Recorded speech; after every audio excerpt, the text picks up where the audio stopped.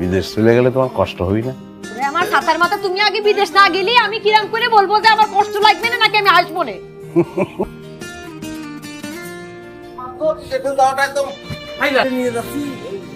কটা দিন আমার সঙ্গে থাকবে, খুব ভালো হয়। এবার তুমি তোমার কথা দুই না হয়।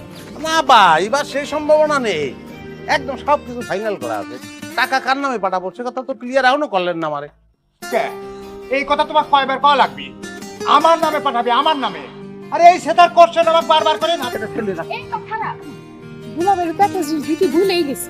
দুলাবে দাঁড়া, ও আসলেই আমার একটা একদম কি জানি গোয়া টুয়া দেবে মনে হচ্ছে, হ্যাঁ যাওয়ার আগে। এই নেন দুলা ভাই। বাপ রে বাপ, হ্যাঁ যাওয়ার আগে হ্যাঁ অগ্রিম সিটি বিদেশ যায় পর্বটে ফটো। কিরা আপনারে চিঠি দিছে? এটা এখানে সবাইরে খুলে পড়ে শোনান।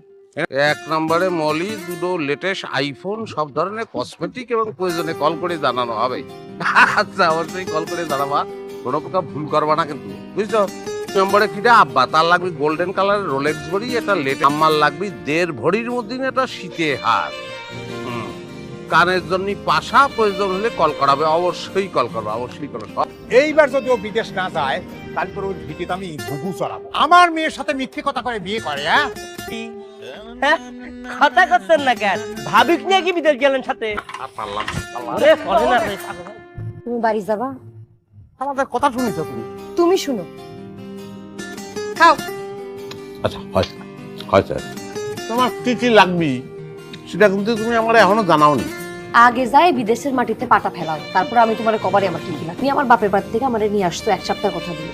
1 সপ্তাহের মধ্যে যদি তুমি বিদেশে না যাও, আমি কিন্তু একদম চিরতরের জন্য আমার বাপের বাড়ি চলে যাবানে। আরে আল্লাহ, আবার কান্দিছো কিসের জন্য? কাঁদতেছি না, কান্না আসতেছে, সেটা কন্ট্রোল করার চেষ্টা করতেছি আমি। আচ্ছা আমি বিদেশ গিয়ে একলা থাকবো কিরাম করে, তোমার ভাত বেড়ে দেবে কিন্তু কারেন্ট চলে গেলে আমার বাতাস করবে আল্লাহ। বিদেশ চলে গেলে তোমার কষ্ট হই না? আমার ছাতার মাথা, তুমি আগে বিদেশ না গেলে আমি কিরাম করে বলবো যে আমার কষ্ট লাগবে না নাকি আমি আসবো না? আমার কথা মনে হবে না, টুক করে একটা ভিডিও কল মারিয়ে বসলাম, দুজনে ভিডিওতে দেখতেই থাকবো।